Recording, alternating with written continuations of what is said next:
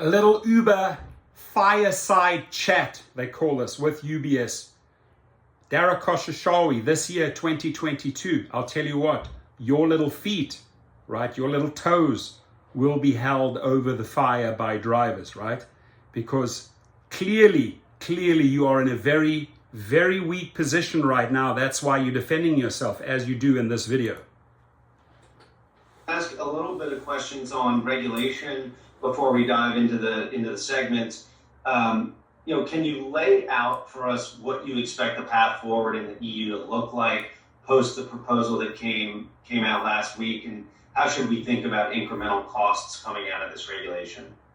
Yeah, so I think that as far as the EU goes, this is the beginning of essentially a process where the EU consults with the states, and there's a ton of dialogue, and we've already had dialogue with the EU before anything is finalized, and these regulations usually are finalized on a state by state level.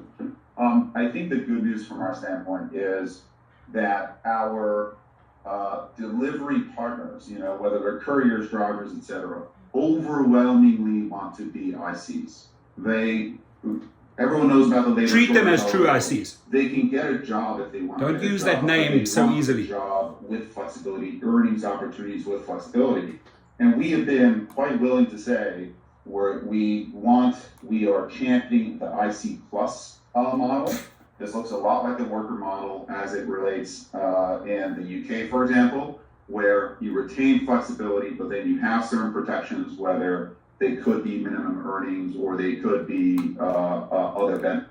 I got to shut this fool up for a second, right? You come out and use all this language now after these UK drivers and that have clobbered you into submission, right? And the way he speaks here in this arrogant tone is like, oh, this is something we're doing for all of these drivers. No, this is something these guys had to bleed for, fight for, right? Sweat for, to get them into this position to be more powerful drivers. And this arrogant tone of this fool here, of this executive trash saying, oh, we're doing all these glamorous things for them now. Understand this, please, public. Europeans, Americans, drivers, delivery drivers, understand that this guy is defending right now. It's defense position coming onto his show, right? After he was beaten into submission, after his face is on the canvas, after he was barely hanging onto the ropes, right? We had to punch this guy 15 rounds to get him to say exactly this. So continue telling us, Dara. Its pension benefits, etc. I think that model in the end is going to win, and I think that dialogue with regulators will make that apparent on the ground. And this is a long process, multi-year process. We're on the ground. You're on the ground. You're on the canvas. And ultimately, it's about what couriers and drivers want. Couriers and drivers want flexibility.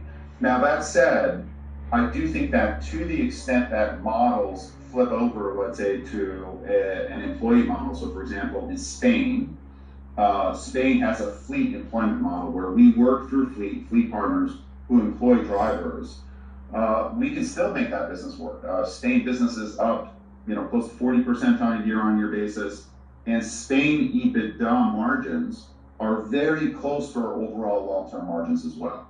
So I think for us, the fight for IC Plus, we can essentially, as an entity, we can make any model work. We really can, because we don't want to. Marketplace is incredibly flexible. There's a lot of demand for our technology, our service, our brand, our safety, our reliability. Safety. So any model can work economically for us. This is about what our drivers want and what couriers want, and they want flexibility. So we would very much prefer it because they prefer it. But ultimately, even with Spain, we've proven that a fleet employment model works. And it not only works, it grows, and it grows at margins that are close to our long-term margins. Yeah, that makes sense. And my small sample size of one, doing some driving. Stop kissing ass, dude. Stop licking ass. It was so easy. It was lucrative. I could see how it would apply to a lot of people on a temporary basis who would want that independence. It really, made sense to me. Taking the majority of drivers and couriers, they're not doing this full time.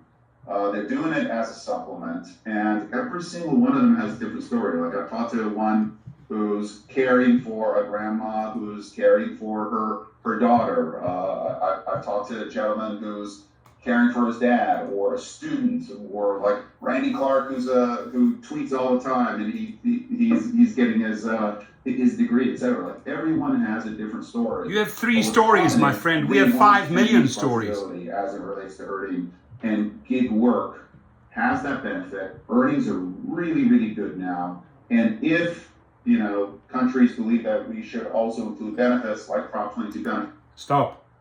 Earnings are very, very good now. Ladies and gentlemen, ask yourself for who they're good.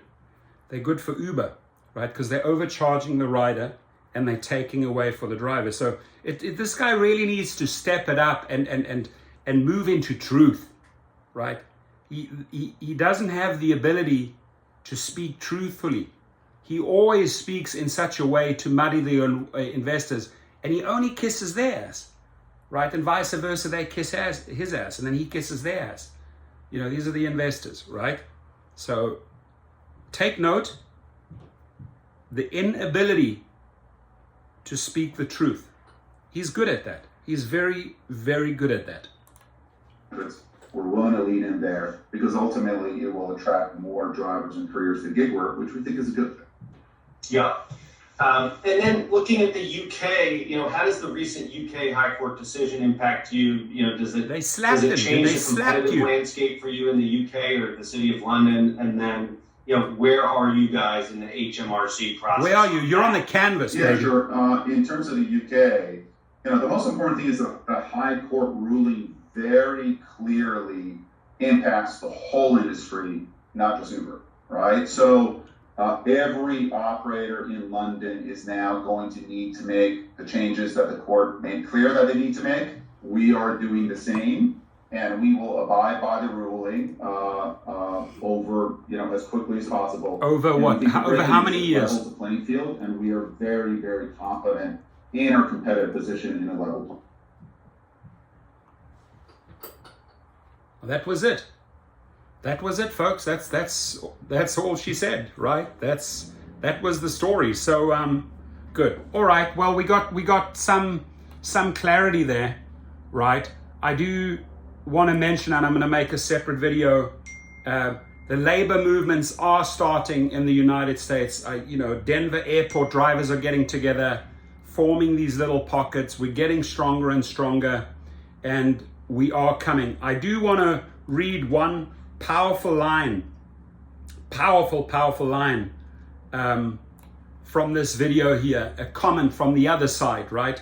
Dara Khosrowshahi's acknowledgement that the company can and has adapted to treating workers as employees in other countries is a slap to the face to every single driver in the United States that Uber continues to exploit, Smith said. It boils down to pure greed of wealthy executives and investors who will do anything in their power to lock workers out of having a share of the profits their labor creates. My friends, 2022 is going to be a powerful year for drivers. The tide is turning. They are defending. We are now slowly moving towards the victory position. Be relentless. Let's fight. Let's get a driver union going here in the United States for all drivers, a union by drivers for drivers, and let's show them, right, that we can be treated and will be treated as true independent contractors that can set our rates, cancel when we wish, and have those extra benefits, those medical. We will push for the hybrid I've spoken about from day one, right? I have personally made these predictions years ago, and they're materializing now in the UK, and believe me, they will materialize in the United States. Everyone, stay safe.